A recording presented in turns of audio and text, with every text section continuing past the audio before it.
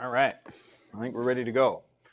Oh, so yesterday we finished with this question. Just as a reminder, um, we were given a graph and we had to find a few things about it.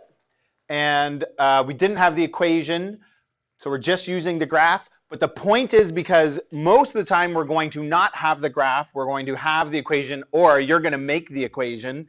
And you still need to be able to visualize the graph in order to solve these problems. So you need to know which direction the parabola is opening, if it has a max or a min, and you need to know that the max or min occurs at the vertex and that sort of thing. So that's a visualization exercise.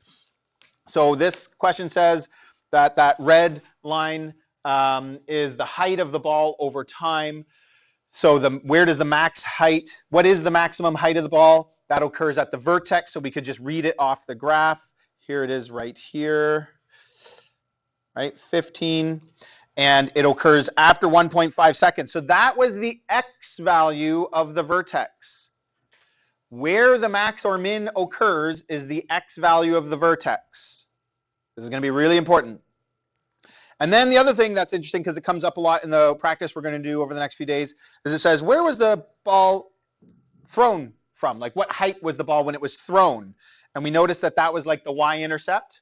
And so we could read that approximately off the graph. But it turns out the y-intercept is really easy to find. So even if we have the equation, the y-intercept is going to be one of the easier things to find. X-intercept, harder. And that will be basically the entire next unit of this course. We'll be practicing and working on how you find the x-intercepts. It's quite a bit harder. It requires factoring. Ooh, factoring. So here we go. We got another question. Similar, the height of a soccer ball can be modeled by this equation, but instead of giving us a graph, it gives us the equation. Now we could graph this, although I said yesterday, when it's in this form, it's not easy to graph. It's not in graphing form. The A, the H, and the K are not in that form. We call this standard form sometimes, or it's when it's fully simplified and expanded. You see this a lot. It's not actually very useful. But it's the A, the H, and the K are not in that form. Some people might think H is 20 because it's the second number, but it's not. So I could graph it, but I don't have to. If I were to graph it, what would I do? If I wanted to graph this, put it in vertex form. We have that skill for putting things into vertex form. It's called, see, you want to know this because when we start getting other things, especially in the next unit, you got to know which process does what. And this is where, like, when you start doing algebra in grade 9, and it's one of the harder things that you do in grade 9, even though it's only a small part of the course. And people are like, why do we do algebra? Why do we do algebra? Well, there's why. Because there's this algebraic process called completing the square, and it puts it in the form that allows us to graph, or just allows us to get the information that we want. So that's what algebra is all about, manipulating an expression to put it in a form that's more useful, right? All right, so let's do A. So what is the maximum height that is reached by the ball? So basically, I am going to have to, oh, whoops, that's why that's not there. I'm going to have to complete the square to put it in the right form. So here we go. H equals negative 5t squared plus 20t plus 0.5. I pull out the negative 5. 20 divided by negative 5 is going to be negative 4. I take half of that and square it. So half of 4 is 2. 2 squared is 4 again. I add it and subtract it. Close the bracket. Make sure all that's in the brackets plus 0.5.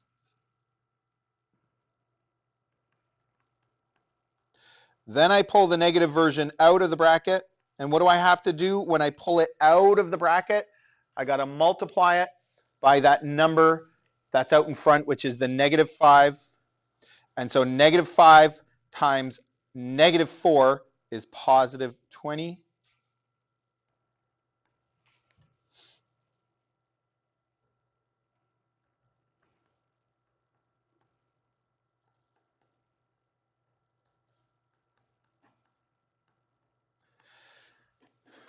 And we completed the square.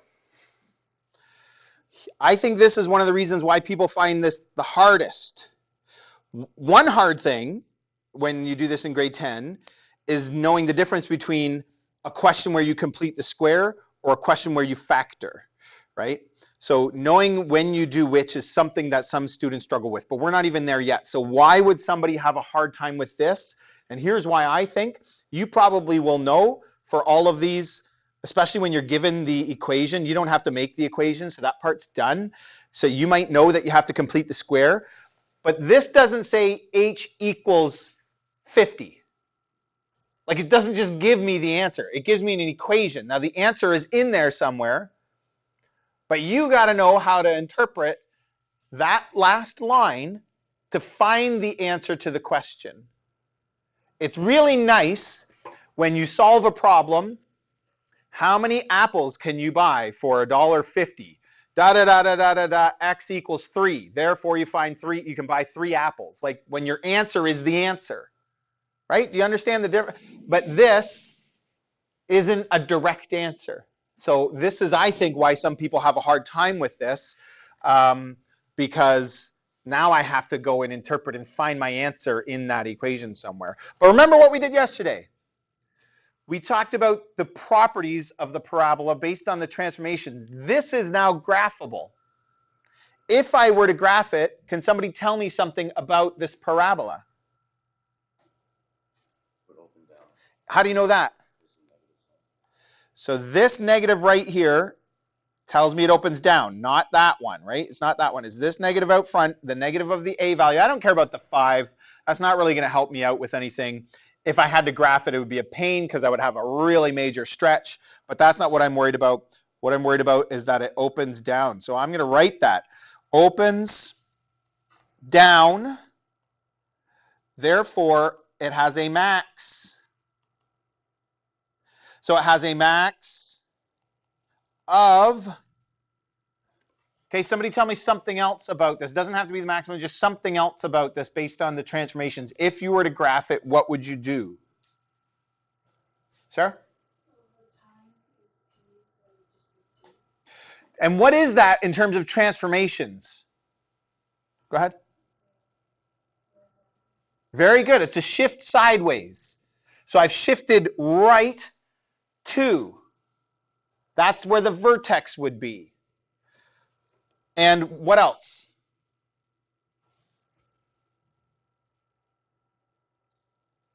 Yeah. Okay, very nice. So here's where I'm going to sketch this. I'm shifting over to and up 20.5, and I'm opening down. And I could draw the rest of it, but usually when we're doing like word problems, we only use that L graph, the top right quadrant, because if I go back behind the black line, that's negative time. We don't usually talk about negative time, right? So it has a max value of that vertical shift of 20.5. So a max of 20.5, which occurs at or when x equals 2. So the transformations that we spent several days working on tell me the properties that I need to know to answer the questions. So these little lines are showing my thinking. Now I'm going to answer the question. What is the maximum height that is reached by the ball? Therefore, the max height of the ball is 20.5, and I believe it's in meters. Can't see the question right now. Oh, it's over here. Yeah, it says meters, so meters. Question number B. How long does it take for the ball to reach its maximum height? So we've kind of already answered that over here in our little details. Oh, it's not X, by the way, it's T, but that's okay. That because I'm just writing this for myself, so that doesn't matter, but that should have been T, right? But so it reaches its maximum height when T equals 2, so that's, yeah, 2 seconds. So it takes 2 seconds to reach the max height. And question C says, how far above ground was the ball when it was first kicked? This is where I think my sketch is going to be really terrible, but we're going to find out that it's not very accurate. It's not very well drawn to scale, but that's fine because it's just a visualization process. Where on that graph is where the ball is kicked from? Where it started. So that's going to be like right here, which is the y-intercept. How do we find the y-intercept, though, when I don't have a proper graph of the scale? Yesterday, we just read it off the graph. Does anybody know? So it starts when time is 0 seconds, right? So this occurs at t equals 0. And I've got these equations that I can plug t into and solve. So I'm going to get my h equals -5 bracket t minus 2 squared plus 20.5. And I'm going to go at t equals 0. So h equals -5, 0 minus 2 squared plus 20.5, which is -5 times -2 squared. -2 squared is 4, so that's -5 times 4. +4. Remember we did all that work on exponents, and one of the things we talked about was negative sign in the brackets or not. So if you made that a -4, your answer would end up being really, really wrong, and it wouldn't actually make any sense. You'd get 40. And it couldn't have been kicked from 40 because we just said the max height is 20.5. So if it got kicked from 40, something doesn't make sense, right? So be careful of that. And that's -20 plus 20.5, which is 0.5. Do you want me to show you something that'll save you a few steps, though? How would you like that? How many steps was that? 1, 2, 3, 4, 5 steps. Didn't we have another equation? This one. Both equations are for the same ball, so I could use whichever one I want for whatever I'm doing. So in this case, I think it's better to choose this one, which is h equals -5t squared plus 20t plus 0.5, and again at t equals 0, because we're finding where it starts, the y-intercept. -5 times 0 plus 20 times 0, 0 squared, plus 0.5. What's 0 squared? 0. What's 5 times 0? 0. What's 20 times 0? 0. So when I, plus. So when I use this version, everything except for that last number goes away. Therefore, the ball was kicked from 0.5 meters tall. So you could use whichever one you want, but that was way easier. It was like 1 step versus 5. And if you have, the only good thing standard form is for is that constant is always your y-intercept, because the 0 and the 0 will make those ones go away. Any questions? So your practice for this, you'll notice you're always given the equation. So you don't have to make the equation. That's that type of question.